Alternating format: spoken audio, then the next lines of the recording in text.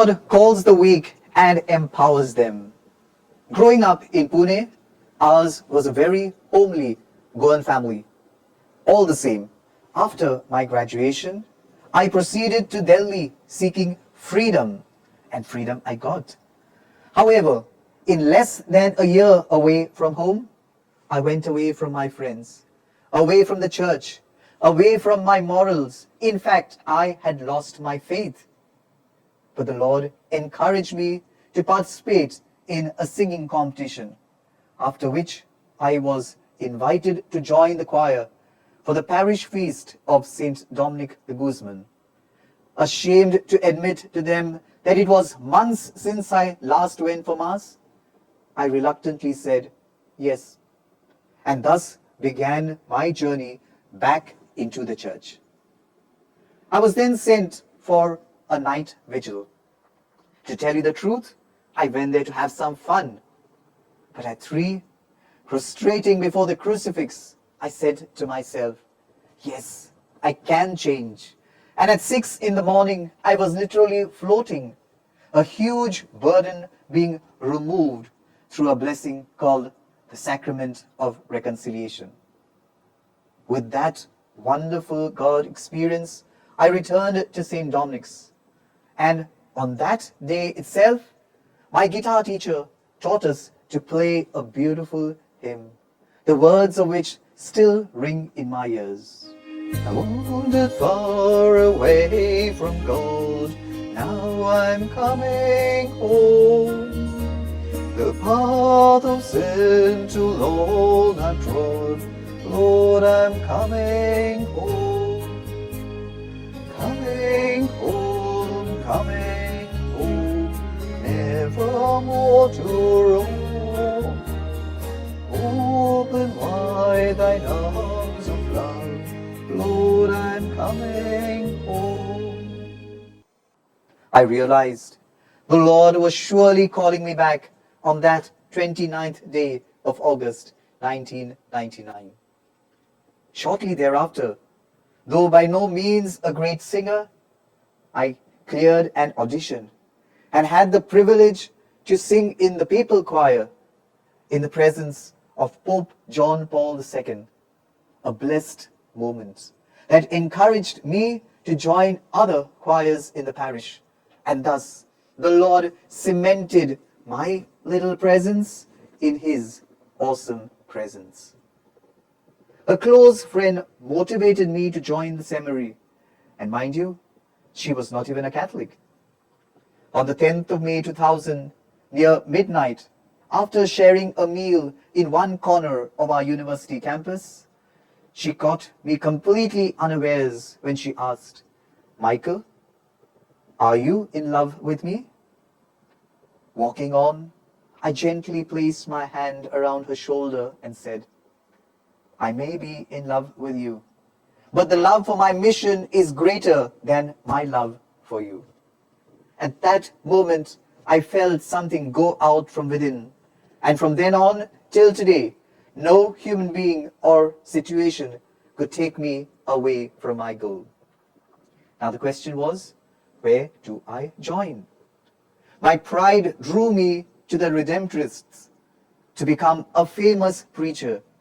But the Lord continued taming my pride as my spiritual director dissuaded me, saying, "You've studied for 17 long years.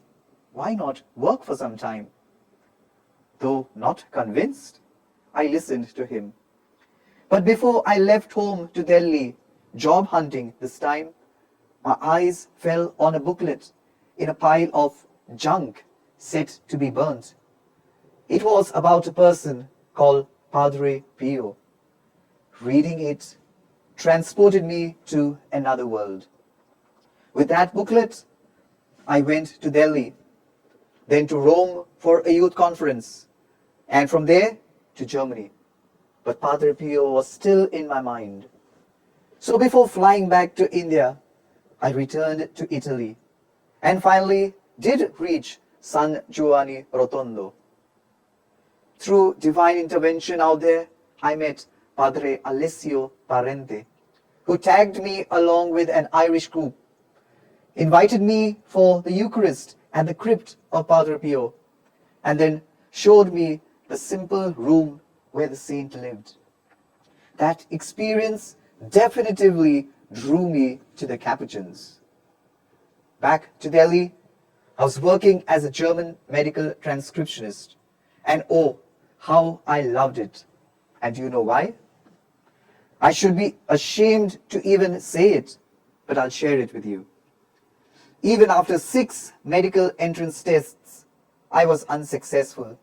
So while graduating, I thought of the pharmaceutical line, but there too I was below par. So I went on to do my master's in German at the prestigious Jawaharlal Nehru University in New Delhi.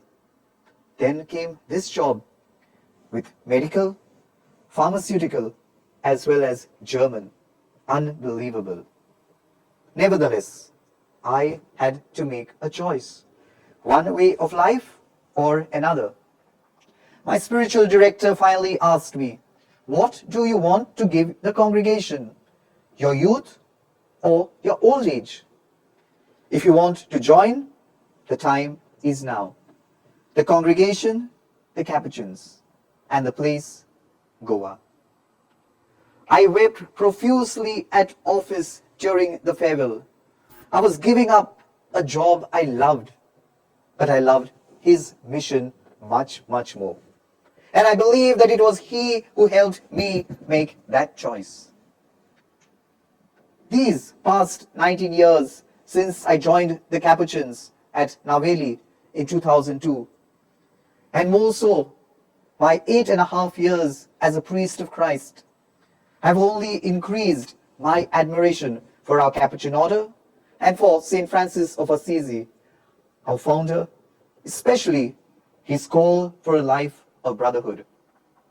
Accepting each other as brothers means accepting God as Father of us all. Moreover, in a brotherhood or fraternity, invariably you are never alone. There is always someone to pray with you, to correct you, to even laugh with you. What a blessing. Furthermore, we must bear in mind that we are not merely brothers, but lesser brothers, or friars minor. The more one grows in minority, the more one also grows in serviceability, never considering any task or any individual subordinate in nature. Lastly, but most importantly, like Jesus, St. Francis too sent brothers to various missions, and Capuchins from Goa have served in numerous missions in Africa, in Papua New Guinea, in Mexico, and are presently still serving in the Middle East and Australia. I too would have loved to go to a mission land, but presently my mission is that of a teacher in our school at Montefiore.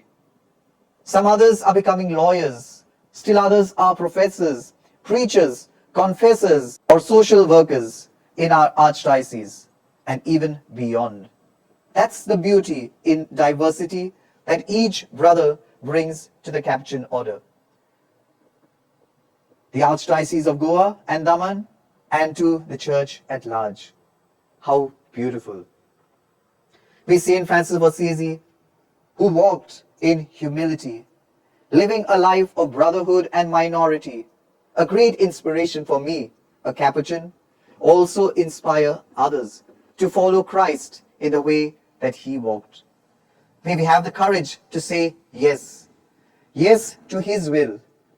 Yes to work in his vineyard. Yes, because he loves us. I conclude with the blessing of Aaron that St. Francis of Assisi used at times. May the Lord bless and keep you. May he make his face shine on you and be gracious to you. And be gracious to you. May the Lord bless and keep you. May he turn his face toward you and give